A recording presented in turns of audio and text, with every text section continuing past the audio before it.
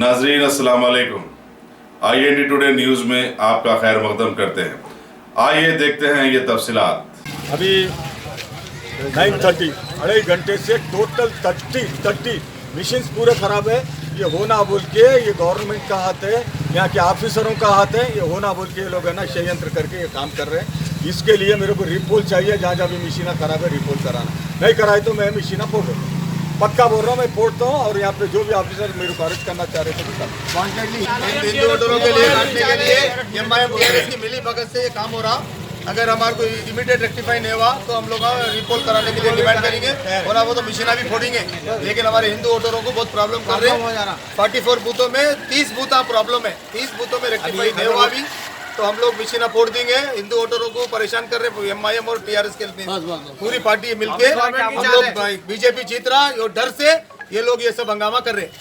Officer पूरे मिले हुए हैं, पुलिस अधिकारी मिले हुए, सब मिले हुए। एक बूथ बोले तो क्या की, 2 बूथ बोले तो क्या की, 30 बूथों का प्रॉब्लम है जियागुड़े में। बाकी MIM के क्षेत्र में पूरे बूथा काम कर रहे हैं। एक वोट तो नहीं गिरा, 2-3 बूथों में। अगर आपने हमारे चैनल को सब्सक्राइब नहीं किया है तो आपको यहाँ सब्सक्राइब बटन दिख रहा है, उसे क्लिक करिए और सब्सक्राइब कीजिए और साथ ही साथ बेल आइकॉन को भी क्लिक करिएगा, जिससे कि आपको ताज़ा अपडेट मिलते रहें।